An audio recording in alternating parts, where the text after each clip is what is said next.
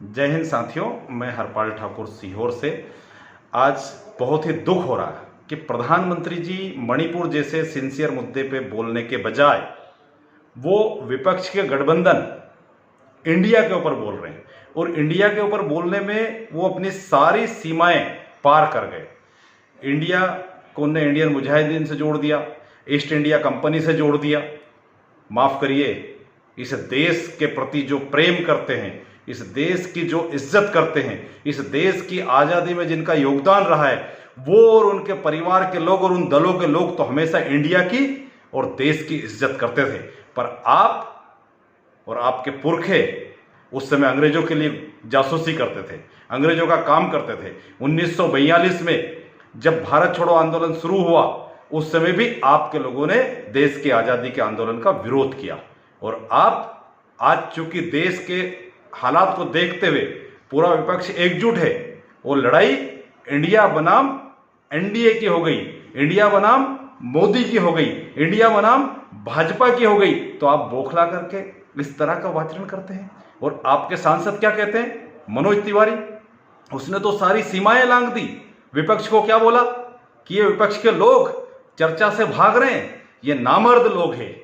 मनोज तिवारी जी और प्रधानमंत्री जी, आप समझिए, अगर यही शब्द उपयोग करना हो तो मणिपुर में हिंसा हो रही 80 दिन से ज्यादा से, वहां महिलाओं को निर्वस्त्र करके घुमाया गया, जिसका कारगिल की सेना में जब कारगिल युद्ध हुआ तब सेना का जवान ने जो लड़ाई लड़ी, उसकी पत्नी के साथ गैंग रेप हुआ, वो अपनी पत्नी की इज्जत नहीं बचा पाया।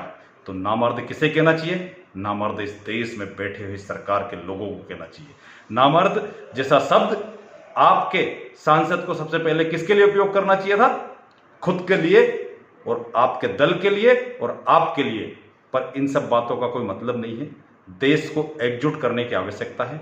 मणिपुर की घटना और मणिपुर को आप सुरक्षा दीजिए। इसके साथ साथ ही जब आप उद्बोधन देने आए तो आपने क्या कहा कि पहले आपने दूसरे राज्यों की गिनती गिनाई कि वहां और वहां ऐसी घटनाएं होती है और मणिपुर में भी हो रही है। आप दूसरे राज्यों के पीछे छिपने की जगह हकीकत को स्वीकार कीजिए।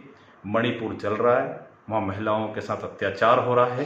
100 से 200 के आसपास लोगों को जान चली गई, कई एक लोगों के बलात्कार हो गए। और जिस मुख्यमंत्री ने खुद स्वीकार कर लिया कि वीडियो तो 2 लोगों के आए हैं, ऐसी घटनाएं तो कई एक हुई है, वो अब तक पद पर क्यों है? आपने उसे बर्खास्त क्यों नहीं किया?